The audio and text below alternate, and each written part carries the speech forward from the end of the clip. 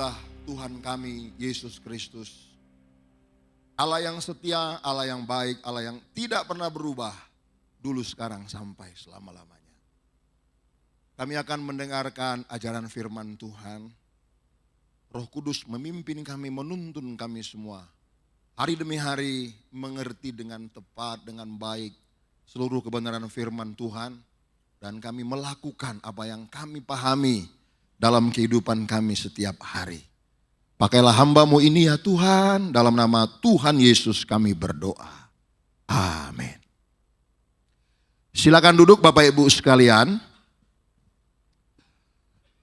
Kalau kita mencermati 1 bulan terakhir fenomena di media sosial antara kelompok Kristen, ada satu perdebatan yang sangat serius tentang penyaliban Yesus. Itu rencana Allah atau rencana iblis. Itulah sebabnya saya selalu mengatakan, saya akan menghindari perdebatan-perdebatan teologis dalam bentuk apapun, karena itu tidak akan mungkin bisa menyatukan satu konsep. Yang namanya teologi itu adalah menggunakan tafsir. Saya selalu menolak untuk hal semacam itu. Bukan tidak bisa, ya bisa banget lah. Dan akhirnya apa yang terjadi? Sesama orang Kristen sendiri di media sosial, tuding-menuding, bodoh kali kau, pemahaman kau kurang kau membaca buku, dan akhirnya tidak mencerminkan sesuatu yang seharusnya kita lakukan dalam kehidupan kita. Dan saya meyakini Bapak Ibu yang punya HP semua pasti tahu itu ya. Jangan-jangan scroll terus ya kan. Salah seorang yang kami kenal di Kemendikbud, mereka itu pernah bertanya, itu semua settingan atau bagaimana ya Pak Pendeta katanya. Kenapa saya bilang, Anda tahu nggak? Lewat hal itu media sosial tok. Nah, udah ngerti ya? Media sosial apa? Itu dapat uang sangat banyak. Karena apa? Berapa ratus juta pengguna internet. Dan dari situ sekian rupiah kali ratus juta satu hari, satu minggu, satu bulan. Itu berapa? Lalu apa manfaatnya bagi kita? Selain kepuasan batin yang tidak bermuara kepada pembenahan iman, peningkatan iman, hanya sekedar kepuasan. Nah, topik perdebatan penyaliban Tuhan Yesus, itu rencana iblis atau rencana Allah, itu kita tuntaskan hari ini. Ya, nah, Bapak Ibu, masing-masing negara di dunia ini punya yang namanya hukum positif. Hukum positif itu adalah hukum yang sah berlaku di negara tersebut. Nah, dari masing-masing hukum positif, apakah itu bentuknya formil atau material, masih ada negara yang menerapkan hukuman mati kepada orang yang dianggap melanggar undang-undang negara yang berlebihan. Dalam konteks Negara Kesatuan Republik Indonesia masih menggunakan itu. Umpamanya pembunuhan berencana 340 KUHP. Itu ada ancamannya hukuman mati. Ada juga narkoba. Kapan koruptor dihukum mati ya? Kadang-kadang bingung juga aku. Hari Senin tanggal 3 November, Gubernur Riau di OTT KPK. Kayak langganan gue tengok Provinsi Riau ini. Ternyata hari Jumat, hanya kelang 5 hari 4 malam, Bupati Ponorogo juga ditangkap. Gak tahu, jangan-jangan besok atau Senin ada lagi yang ditangkap. Kenapa gak jerah orang itu ya? Apa ancamannya ringan kali? Undang-Undang Tipikor pasal 2 ayat 1 diancam seumur hidup atau 4 tahun sampai 20 tahun penjara. Bingung juga aku tanpa mengurangi rasa hormat kepada yang membuat hukuman itu. 4 tahun sampai 20 tahun. Kalau divonis 5 tahun sah kok. belum remisinya lagi, belum ininya lagi. Kenapa nggak dibuat 19,5 tahun sampai 20 tahun? Kan bagus kan? Kenapa range-nya itu begitu panjang?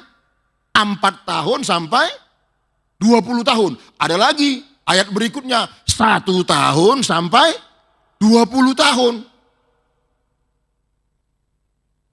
Itu kan peluang bagi oknum-oknum pengacara, oknum-oknum jaksa tipikor, oknum-oknum hakim untuk dagang.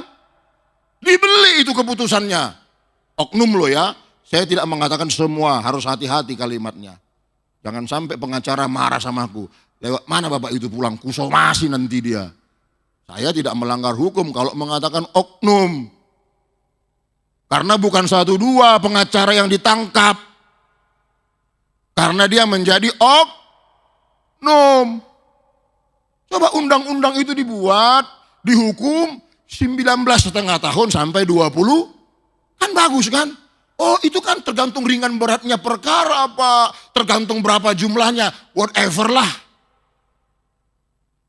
Makanya ada orang yang korupsi ratusan triliun, divonis 6,5 tahun. Ayo korupsi kita yuk. Apa yang mau kita korupsi? Apapun tak ada kan begitu. Coba pikirlah, kita korupsi uang negara 100 miliar atau 200 miliar. Lalu kita atur kiri kanan dan segala macam, kita masuk 5 tahun. Pulang dari penjara masih punya uang 50 M. Cari uang dari mana seumur hidup sampai mati 50 M. Hukum majoho. Tapi nggak boleh ya. Itu hanya bahasa bercandaanku tadi. Jangan dipotong video ini. Ih Pak Pendeta lo ngajar jemaatnya korupsi. Jangan. Itu hanya bentuk kritik dari gerahnya kita sebagai warga negara melihat penyelenggara negara ini. Kalau nggak korupsi, nggak hidup dia rasanya. Hari Senin tanggal 4, Gubernur di OTT. Hari Jumat kemarin tanggal 7, Bupati lagi di OTT. Mananya otak orang-orang ini gue pikir. Jangan marah ya, biar cukup aku aja yang menegaskan.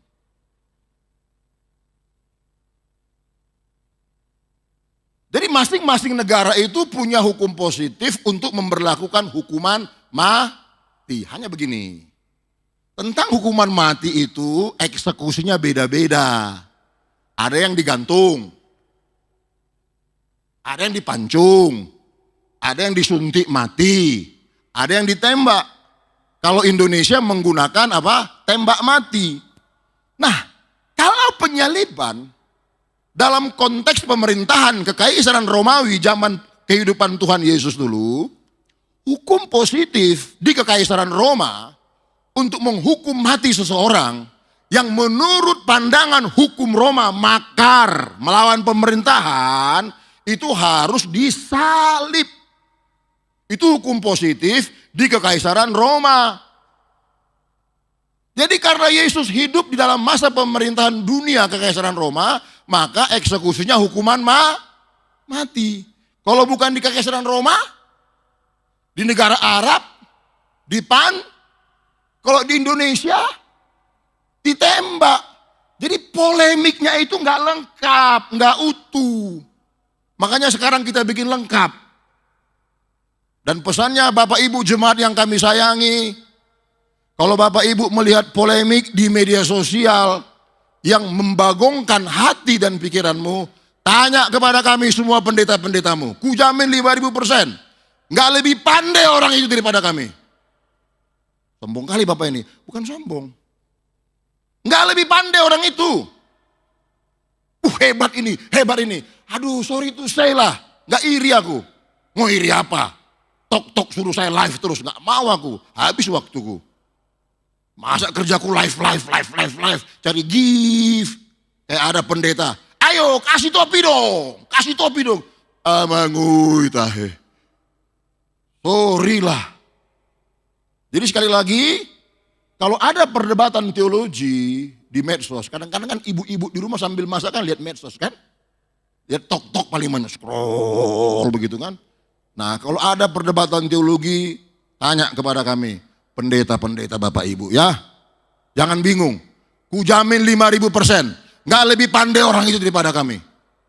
Ada Pak Daniel di sini. Dari semua pendeta di sini, saya sangat bersyukur tuh ada Pak Daniel menurutku ya. Karena teliti. Kalau awak ini kadang-kadang kan teliti tapi kurang teliti. Beliau lebih teliti. Udah aku kenal model-model gembala, pendeta di sini. Ya pintar, bagus-bagus. Tapi ada yang harus teliti tuh melihat jelimet. Itu tuh. Itu Pak Daniel tuh. Makanya nggak boleh sakit Pak Daniel. Harus sehat terus. Butuh orang yang teliti dalam menganalisa. Amin. Ya, oke, kita lanjut. Nah, sekarang kita akan masuk dalam pembahasan ya. Penyaliban Yesus Kristus itu rencana Allah atau rencana iblis. Ingat, penyaliban itu hukum positif di pemerintahan kekaisaran Roma. Apakah Allah merencanakannya? Apakah iblis merencanakannya? Let's get it out. Yang pertama, apakah Allah merencanakan penyaliban Yesus? Dalam poin yang pertama ini ada 3 poin kecil. Kita mencoba membahas, benarkah Allah merencanakan penyaliban Yesus? Itu yang pertama ya. Nah, sub yang pertama, Allah merencanakan kedatangan anaknya yang tunggal ke dalam dunia untuk menebus dosa. Itu clear. Kalau kita membaca Kejadian 3 ayat 15, ini yang disebut dengan proto-evangelion. Kejadian 3 ayat 1 sampai 7, Adam dan Hawa berdosa. Memilih terpisah dari Allah. Memilih mengalami kematian yang sebenarnya. Kematian yang sebenarnya bukanlah kematian jasmani ketika nanti aku sudah tua dan mati. Aku minta sama Tuhan 90 tahun, boleh enggak ya? Bolehlah minta. Anak-anakku masih kecil. Kupersiapkan dulu kemandirian orang itu, baru senang aku mati kan? Itu permintaanku kan? Jadi kematian yang sebenarnya bukan waktu mati. Let me go, tunadi surgui. Kalau orang Batak kan begitu lagunya kan? Dan macam-macam sampai bukan itu kematian yang sebenarnya, bukan itu. Kematian yang sebenarnya adalah terpisah dari Allah selama-lamanya. Nah, jadi dalam subpoin yang pertama ini, Allah merencanakan kedatangan anaknya yang tunggal ke dalam dunia untuk menebus dosa. Supaya keturunan Adam yang akan dilahirkan nanti semuanya tidak mengalami kematian yang sebenarnya, terpisah dari Allah. Karena baru Adam dan Hawa saja yang bisa ngomong langsung sama Allah. Menikmati masa kekal, menikmati tempat yang kekal. Setelah Adam dan Hawa berdosa, tempat yang disediakan Allah sejak semula tidak kekal lagi, terpisah. Seolah-olah Adam dan Hawa itu menjadi Allah, pemula dari segala sesuatu. Mana boleh, manusia itu disebabkan, bukan penyebab. Amin. Coba bacalah Kejadian 3 ayat 15. Ayat ini muncul setelah Adam dan Hawa berdosa dan tidak berani mengakui kesalahannya. Aku akan mengadakan permusuhan antara engkau dan perempuan ini, antara keturunanmu dan keturunannya. Keturunannya akan meremukkan kepalamu dan engkau akan meremukkan tumitnya. Ini yang disebut dengan proto-evangelion. Surga merencanakan bahwa putra tunggal Allah akan datang ke dalam dunia mengambil rupa manusia untuk menebus kematian yang sebenarnya terpisah dari Allah. Nah, sub yang kedua, bukan sub Brenebon ya, sub yang kedua.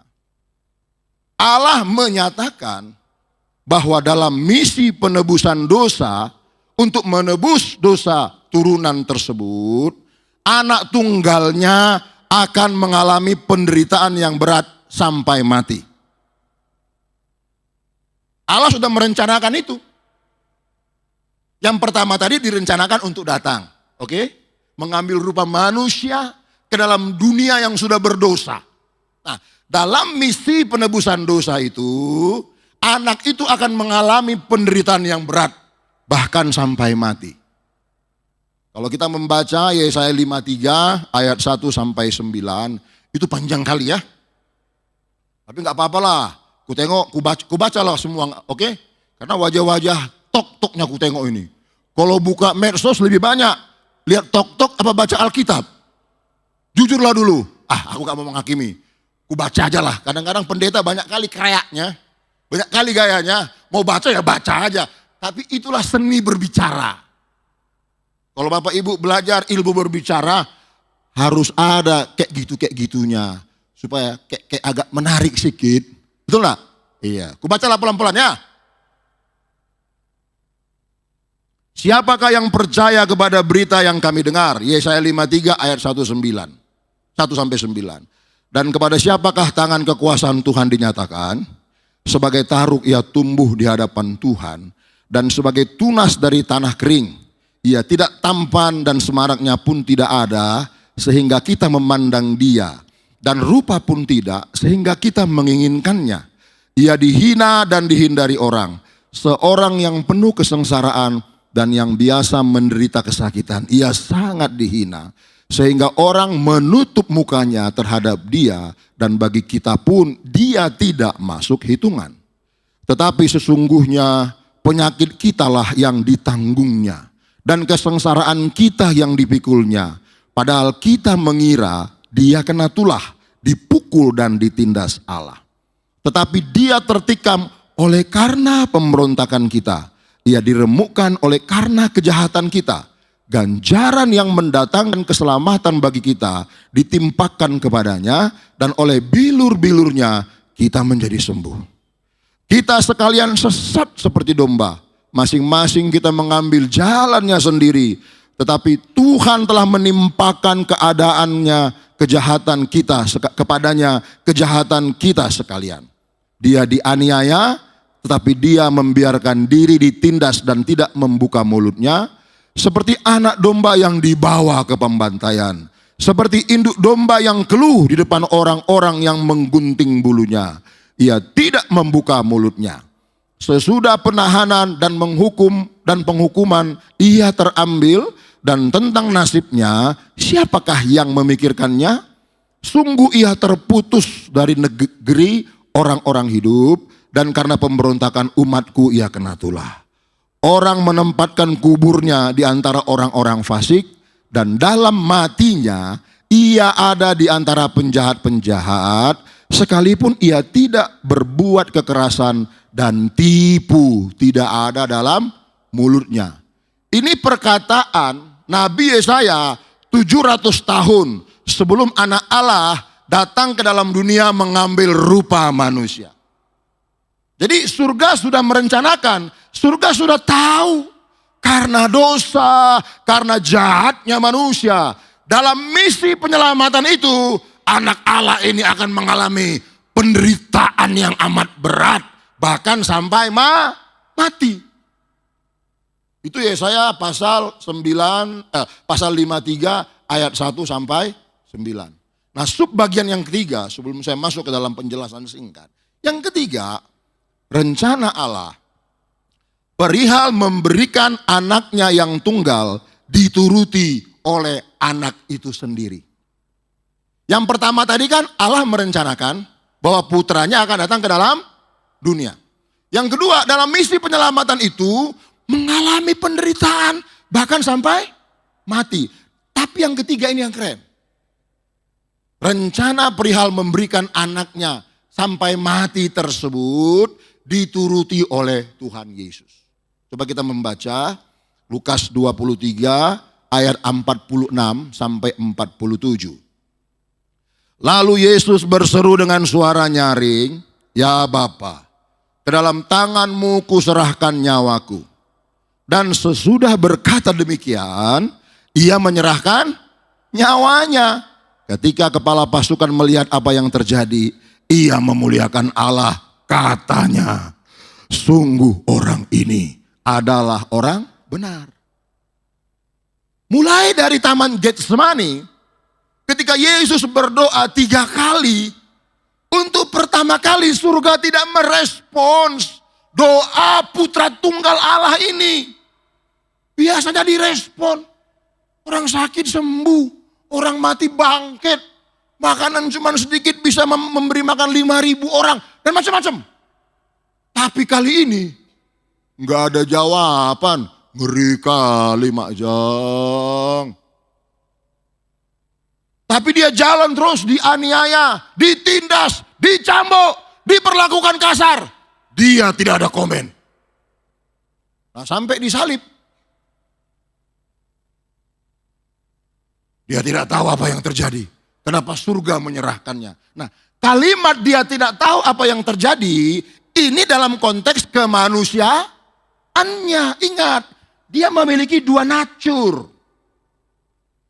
Ini yang mesti Bapak Ibu harus pegang, gak boleh berubah. Nah, ketika dalam penderitaan udah disalib berjam-jam, apa dia katakan? Ke dalam tanganmu kuserahkan nyawaku. Kalau dia tidak berkata begitu, gak mati-mati. Siapa yang bisa membunuh tubuh yang tidak berdosa? Siapa? Gak ada. Masa tubuh pendosa, tubuh yang berdosa bisa membunuh tubuh yang tidak berdosa? Gak mungkin bisa. Kekaisaran Roma, prajurit bait Allah, imam-imam kepala, tua-tua agama Yahudi, semuanya tubuh dosa. Tapi anak domba Allah, tubuhnya bukan tubuh dosa. Jadi kalau dia tidak menyerahkan nyawanya, dia tidak akan Nah, ini poin yang pertama. Apakah Allah merencanakan penyaliban Yesus? Dari uraian tadi? Tidak. Tidak ada ayatnya dia akan mati disalib. Dari rencana semula, pernyataan Yesaya tidak ada ayatnya. Ayatnya berkata, dia akan mengalami penderitaan, bahkan sampai mati. Matinya bagaimana? Ada nubuatannya? Gak ada, recok kali kau. Siapa yang merencanakan penyaliban? Iblis atau Allah? Allah hanya merencanakan penebusan. Proses penebusan, menderita lalu mati. Yang ketiga, anak itu rela menyerahkan nyawanya. Tidak mempertahankan. Dan mati. Matinya disalib memang. Kenapa disalib? Itu tadi pendahuluan tadi di Roma. Hukum positifnya menggunakan salib. Kalau di Arab? Kalau di Indonesia? Nah, kalau ditembak gimana lagunya? Pada salib ku datang, pada salib itu. Kalau ditembak gimana lagunya? Ku datang pada dor-dor itu. Kalau dipancung? Nah, ini kan harus lengkap kita kalau membahas satu topik. Betul? Jangan bias kemana-mana. Bahwa Allah merencanakan penyaliban. Tidak. Allah merencanakan penebusan. Dalam misi penebusan. Dia mengalami penderitaan bahkan sampai mati. Bagaimana matinya? Alkitab tidak memberitahukan dalam nubuatan. Itu Allah ya. Yang kedua, apakah iblis merencanakan penyaliban Yesus Kristus? Let's get it out. Yang pertama, yang pertama, iblis merencanakan kematian yang sebenarnya kepada manusia pertama, yaitu Adam. Cobalah kita lihat Kejadian pasal 3 ayat 1 sampai 4. Jadi iblis tidak merencanakan kematian yang sementara. Iblis tidak merencanakan kematian jasmani seperti kita nanti mati tua. Mati tua lah kita semua ya. Janganlah ada mati muda. Aduh. Kalau bisa panjang umur 90 tahun kita semua. Paten kan? Tahun berapa sekarang ini? Iya 2025. Umurku 52. Kalau bisa 38 tahun lagi masih jumpa kita. Walaupun aku sudah. Ya gak apa-apa lah. Tapi iblis tidak merencanakan kematian sementara itu. Karena gak ada gunanya. Iblis merencanakan kematian yang sebenarnya. Apa itu? Luncas. terpisah dari Allah. 15 menit, 50, gak apa-apa lah. Kalau aku kan pasti panjang khotbahnya kan.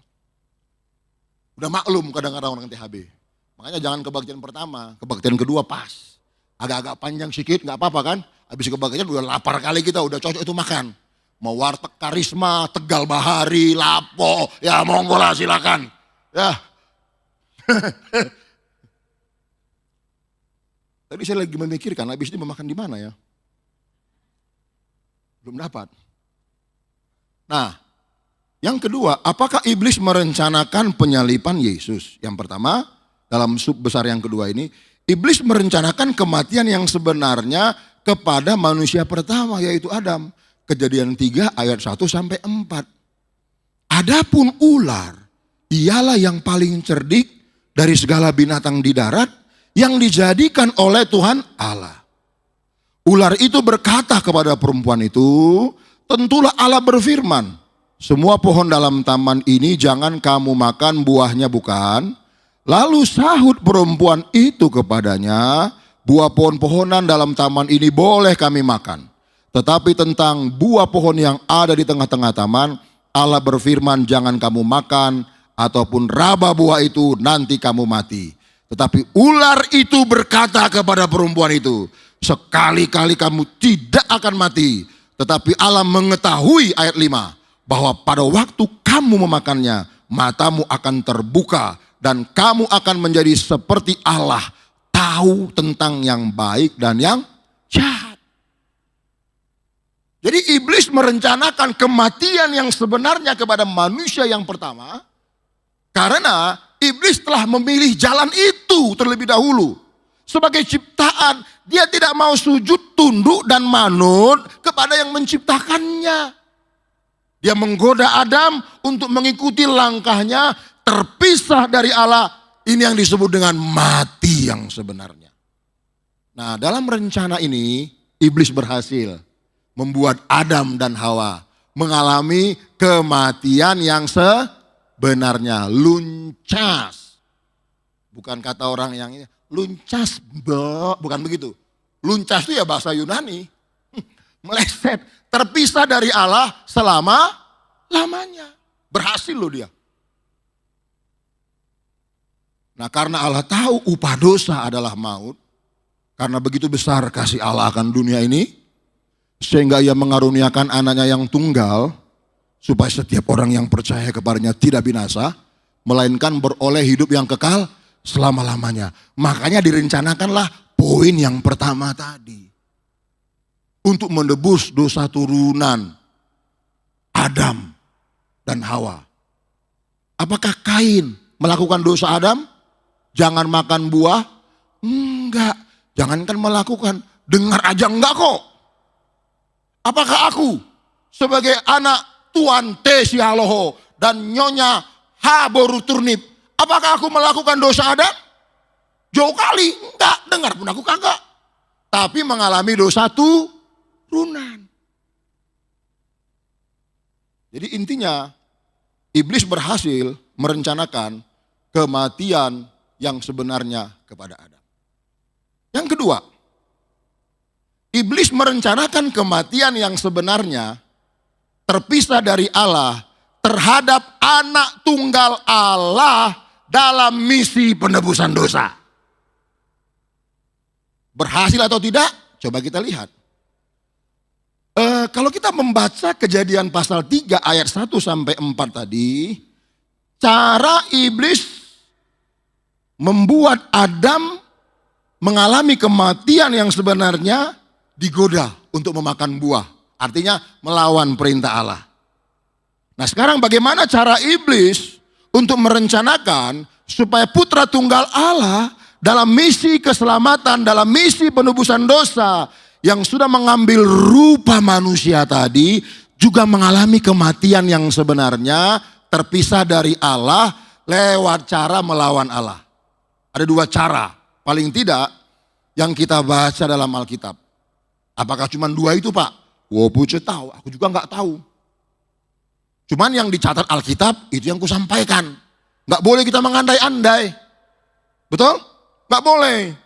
Andaikan ku dapat mengungkapkan perasaanku. Nggak boleh pakai andai. Andai, andai terus. Teologi nggak boleh pakai andai. Ya cuma dua. Yang pertama, bagaimana cara iblis membuat anak manusia itu terpisah dari Allah selama-lamanya. Matius pasal 4 ayat 1 sampai 11. Itu pencobaan di padang gurun. Caranya ditawarkan harta dan kekuasaan dunia. Sampai gini-gini aku. Karena harta itu enak kali, apalagi kekuasaan kan. Nah caranya itu head to head, berhadapan langsung. Fight. Ketika Yesus berpuasa 40 hari, laparlah dia. Dicobai di padang gurun. Lalu dia datang dan berkata, kalau engkau anak Allah, ubahlah batu ini menjadi roti. Salah nggak itu? Lapar kok masa nggak makan? Habis puasa makan nggak? Ya makan. Cuman jangan langsung makan naniura. Nanti sakit perut kita kan. Jangan makan yang pedes-pedes dulu. Wong perut kosong, langsung makan yang pedes. Ya udah remak itu perut usus kan. Tapi apa kata Yesus? Manusia hidup bukan dari roti saja. Tapi dari apa? Firman yang keluar dari mulut Allah. Tawaran yang kedua, jika engkau sujud menyembah kepadaku, seluruh harta dunia ini akan kuberikan kepadamu. Itu cara iblis untuk membuat anak Allah dalam misi penebusan dosa terpisah dari Allah. Harta lo, kekuasaan lo. Tapi Yesus menang. Hanyalah engkau hai iblis, hanya kepada Allah saja engkau sujud menyembah. Jadi harta itu perlu, tapi harta bukan segala-galanya. Amin. Dalam rumah tangga, harta juga perlu. Amin. Tapi harta bukan segala-galanya. Jangan mau kalah sama Pampers. Harta hanyalah hiasan hidup semata. Ya tapi janganlah pula ini laki-laki jadikan ini alasan gak mau kerja, cari duit. Mah gimana sih lu mah? Kan ayatnya itu, manusia bukan hidup dari roti saja. Masa kalah sama lagu Pampers? Itu untuk menyatakan kepada wanita pujaan hati. Dek, walaupun abang kau hari ini gaji cuma UMR, jangan kau tengok hari ini. Karena aku bersama Tuhan, suatu saat kupastikan kau bahagia. Bila hidup bersama dengan diriku. Harus gitu. Laki-laki mesti berani begitu. Jangan gantung-gantung anak orang. Yakinkan bahwa engkau bersama dengan aku. Kau pasti bahagia. Wah paten kan. Ini jangan maju enggak. Maju enggak. Memandangmu tak berani. Menciummu apalagi. Ya ngapain. Mandang aja gak berani. Alamak inikah cinta jatuh. Masa mandang doang gak berani Opung ya? Tanya Opung lah, Opung lebih jago lah. Pastikan, yakinkan orang itu. Jangan gantung. Jangan sampai wanita itu mengeluarkan lagu Meli. Sampai kapan kau gantung cerita cintaku. Gak boleh, mesti begitu. Kok jadi kesana kita ya? Gak tahu juga aku. Yesus ditawarkan head to head, kekuasaan dan harta dunia untuk membuat Yesus terpisah. Seandainya Yesus menuruti, dia ubah batu menjadi roti karena itu kebutuhannya pada waktu itu. Dia melawan kehendak Allah. Akan menjadi seperti Adam. Tapi Yesus menolak. Gagal lewat cara itu, makanya di ayat yang ke-12 dalam pasal 4, iblis mundur dan menunggu waktu yang tepat. Nah sekarang cara yang kedua, yang dibuat iblis untuk membuat Yesus mengalami kematian yang sebenarnya terpisah dari Allah, memakai orang jahat dan keegoisan doktrin agama. Dia nggak pakai lagi tawaran harta, nggak pakai lagi tawaran kekuasaan, tapi fisik. Botol-botol penderitaan dia pakai. Yang pertama, dia pakai kejahatan manusia yang jahat, yaitu siapa? Yudas. Lukas 22 ayat 3. Maka masuklah iblis ke dalam Yudas yang bernama Iskariot, seorang dari ke-12 murid itu. 3,5 tahun bersama-sama Yesus. Jadi bisa kita artikan sejak awal Yudas ikut Yesus bukan untuk mencari kebenaran, bukan untuk diselamatkan, tapi dia melihat celah, melihat peluang. Ini pemimpin politik nih. Istilah sekarang, gak apa-apa deh, gua jadi termul. Atau anak abah, atau anak mak banteng. Istilah sekarang, tapi jangan begitu ya. Saya dalam nama Tuhan Yesus sebagai warga negara Kesatuan Republik Indonesia, singkirkan itu, termul, ternak abah, relawan ini, relawan itu. Singkirkan, kita relawan Indonesia, amin. Jangan mau didivide et imperakan. Belanda udah jauh. VOC udah kita usir, 80 tahun yang lalu, kita sudah merdeka. Tapi benih-benih divide et impera masih ada di bangsa ini. Sehingga kita nggak bisa bersatu, mewujudkan cita-cita kemerdekaan. Udah kayak Bung Karno aja aku jadi lama-lama. Ya memang itu kok faktanya, ribut kali kita untuk sesuatu yang tidak esensi di negara ini, betul enggak? Termul, anak abah, anak mak banteng, gak ada gunanya. Kita rakyat pemilik kedaulatan di negara ini. Pasal 1 ayat 2 Undang-Undang Dasar 45. Sadar nggak kita itu? Jangan mau dipermainkan penyelenggara negara yang nggak benar. Tapi kalau mereka benar kita hormat dan tunduk. Kalau nggak benar pemilik kedaulatan, cuman kita nggak bersatu. Apa yang membuat kita nggak bersatu? Salah satunya tafsir-tafsir agama itu. Salah duanya tidak sadar bahwa kita ini pemilik kedaulatan. Saya bukan kampanye. Gereja harus paham bahwa gereja itu orang Kristen, warga negara Kesatuan Republik Indonesia, dilindungi oleh Undang-Undang Dasar 1945. Ayo kita kembali ya, supaya nggak kemanjangan politiknya. Tapi bukan politik pilih ini pilih itu, nggak mau aku, nggak mau. Swear, mengembalikan aja kepada tufoksi yang paling tepat. Jadi Yudas itu sejak awal mengikut Yesus. Bukan untuk menemukan kebenaran, bukan untuk diselamatkan, bukan. Dia melihat peluang. Ini pemimpin. Kalau Israel yang sekian ratus tahun terjajah, menjadi kerajaan kembali, paling tidak aku bisa menjadi Menkeu. Itu otaknya tuh. Sejak awal dia mengikut seperti itu. Dan sampai akhirnya dia melihat, wah gak ada harapan jadi pemimpin. Ini orang aneh, punya kuasa, bisa meneduhkan badai, menyembuhkan orang sakit, memberi orang makan banyak dengan jumlah makanan yang sangat sedikit. Dia nggak pergunakan kuasanya untuk memerdekakan Israel. Gagal harapannya untuk menjadi pejabat negara. Itulah otaknya sih Yudas. Makanya ketika punah, dia kesurupan, dimasuki iblis, dimanfaatkan iblis dia. Hati-hati kita. Jangan putus harapan dalam membangun kehidupan.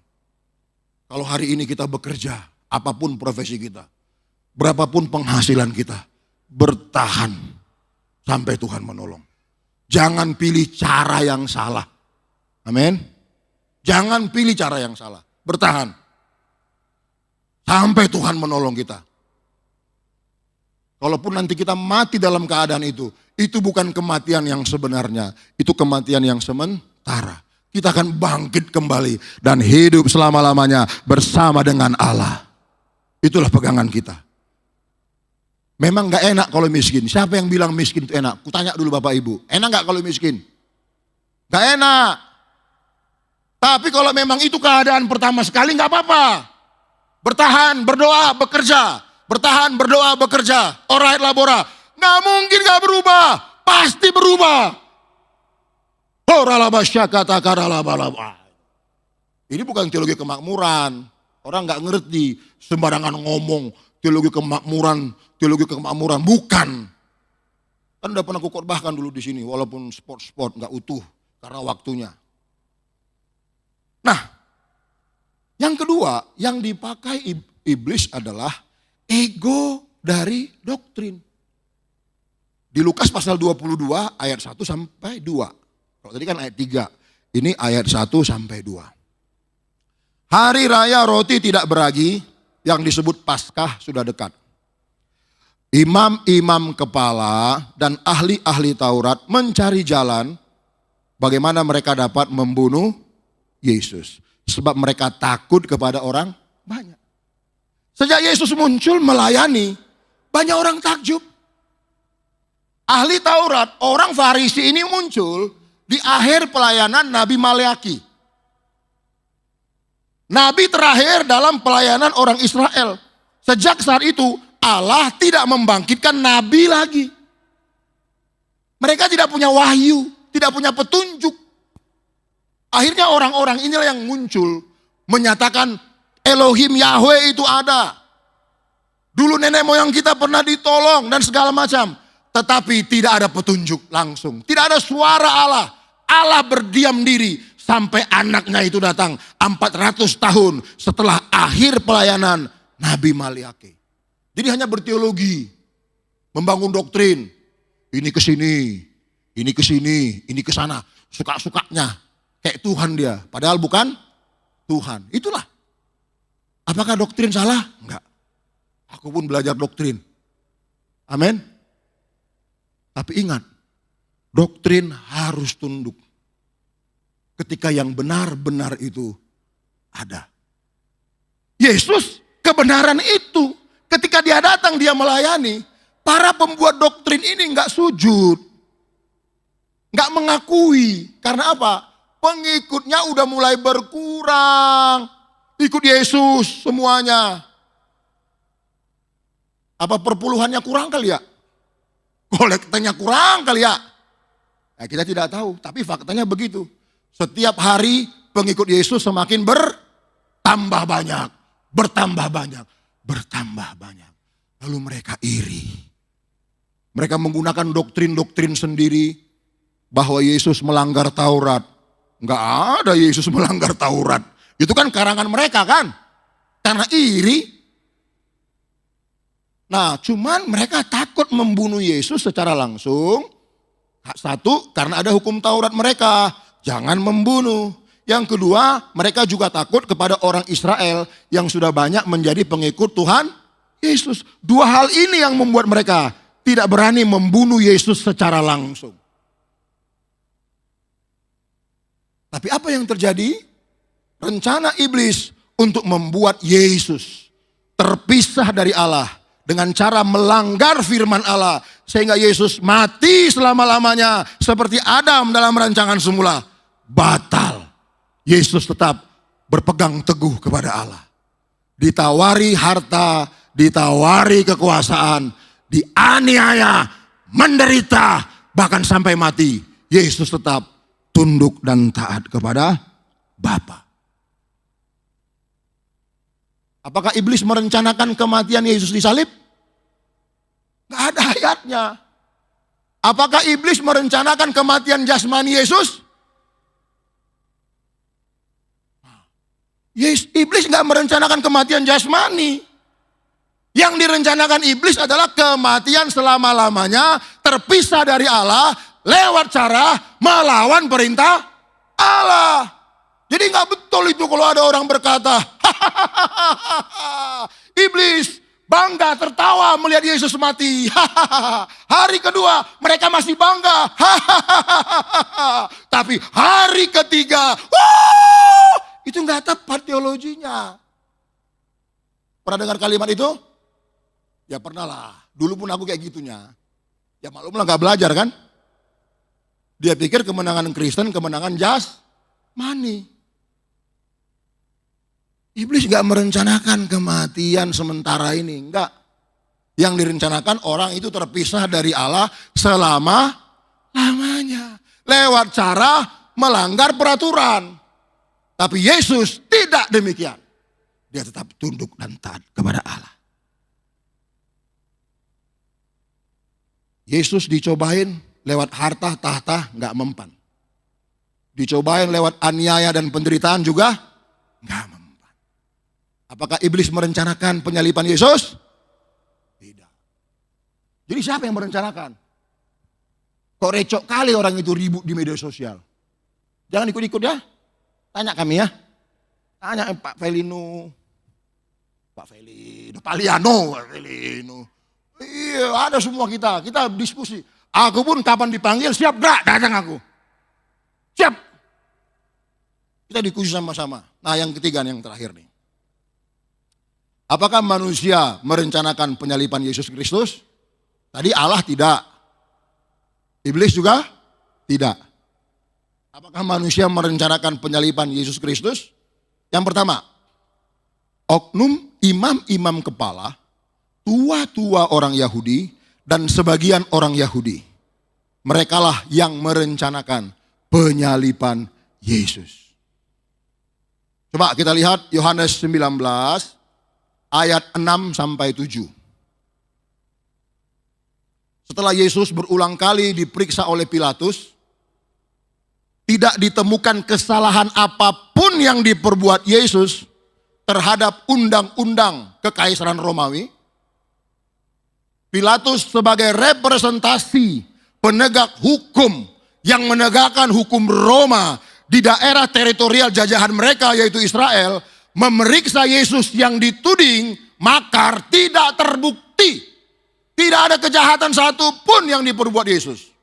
Setelah diperiksa, Pilatus berkata, aku tidak menemukan kesalahan pada orang ini. Tidak ada hukum Roma yang dilanggar oleh orang ini. Clear.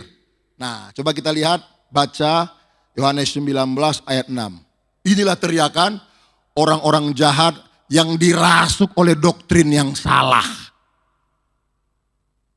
Ketika imam-imam kepala dan penjaga-penjaga itu melihat dia, berteriaklah mereka. Apa? Yang kenceng dong. Lemah sekali. Itu. Salibkan dia. Kata Pilatus kepada mereka, ambil dia dan salibkan dia. Sebab aku tidak mendapati kesalahan apapun padanya. Jadi yang merencanakan kematian, siapa? Allah. Allah yang merencanakan kematian. Yesaya 53 ayat 1 sampai 9. Tapi kematian jasmani. Bagaimana cara matinya? Apakah Allah merencanakan? Enggak ada ayatnya. Tapi yang merencanakan penyaliban siapa? Imam-imam kepala, tua-tua agama Yahudi. Mereka tidak berani membunuh Yesus. Berdasarkan tradisi Yahudi, hukuman mati bukan disalib, bukan digantung, bukan dipancung, bukan didor, tapi dirajam dengan batu sampai mati. Mereka tidak berani melakukan itu karena tidak ada kesalahannya. Politik bermain. Pilatus ditekan. Salibkan dia. Salibkan dia. Kalau kau tidak salibkan dia, kami akan naik kepada kaisar supaya kau diganti menjadi gubernur di Yudea ini. Sampai monyong-monyong gue ngomong supaya ingat begitu. Itu. Nah, lalu yang berikut Bapak Ibu sekalian, siapa yang menyalibkan Yesus? Pemerintahan Roma lewat Pilatus.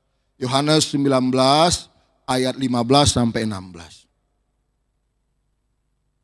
Maka berteriaklah mereka, enyahkan dia. Enyahkan dia, salibkan dia. Kata Pilatus kepada mereka, haruskah aku menyalibkan rajamu? Jawab imam-imam kepala, kami tidak mempunyai raja selain daripada, nah ini, udah memungkiri statusnya sebagai warga negara Israel yang tunduk dan taat kepada Elohim Yahweh. Demi ambisi untuk menyingkirkan orang benar, dia tunduk kepada raja pemerintahan lain. Nah itulah, ngeri main politik ini. Nggak usah masuk politik kalau kita tidak siap membunuh nurani. Tapi apakah politisi itu membunuh nurani, Pak? Ada yang tidak, tapi ada juga yang iya. Ahli Taurat, tua-tua imam kepala membunuh nuraninya. Akhirnya ayat 16, Pilatus menyerahkan Yesus kepada mereka untuk disalibkan. Dan akhirnya Yesus pun disalib. Ketika disalib, apakah dia mati? Dia menyerahkan nyawanya. Ingat itu ya, itu poin loh. Kalau dia tidak menyerahkan nyawanya, dia tidak akan bisa mati. Nah, dari 3 penjelasan ini, siapa yang menyalibkan rencana siapa penyaliban Yesus disalib? Iya. Imam-imamlah yang merencanakan kematian itu, penyaliban itu. Allah merencanakan kematian untuk menebus dosa. Yesus mau menerima. Iblis merencanakan kematian terpisah dari Allah selama-lamanya. Bukan mati jasmani, let me go, tonight is surga. Bukan itu. Tapi untuk penyaliban imam-imam kepala. Karena mereka tidak berani membunuh Yesus secara langsung, mempergunakan tangan atau hukum kekaisaran Roma yang pada waktu itu salib adalah hukum positif. Jelas kan? Lebih pandai mana? Orang-orang yang di medsos atau pendeta-pendeta Bapak Ibu? Jawab yang kenceng lah supaya senang lah kami. Bukan makan puji, enggak, sorry enggak. Jangan terombang ambing, kita siap membedah apapun di sini. Amin. Sabar 5 menit lagi, harus ada implementasi dong untuk kehidupan sehari-hari. Betul kan? Bukan cuma nasa otak khotbah ini, harus menyentuh batin juga. Kunci apa ya? Kunci G kali siap-siap.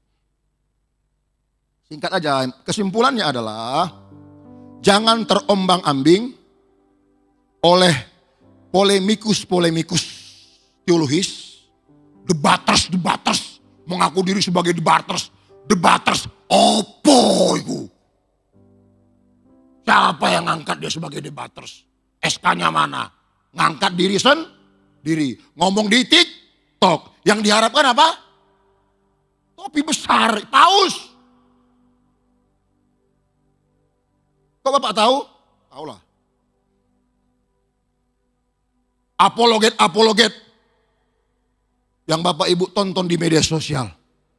Kalau ada yang membingungkan, tanya kami ya. Ya. Jangan ambil keputusan sendiri. Diskusikan. Ada kok bidang-bidang pengajaran semua. Supaya kita sepakat, sepaham semua. Oke? Yang kedua, kematian jasmani pasti terjadi kapanpun itu. Kalau bisa 90, ya Pung ya. Wah aku kalau lihat opung datang senang kali aku. Apalagi aku yang khotbah. Kadang-kadang kalau aku khotbah, mana opung lingga nih? Oh nggak ada. Nah, ini senang kali aku jadinya. Pandai kali pendeta ngomong ya. Kematian jasmani itu pasti terjadi kapanpun itu.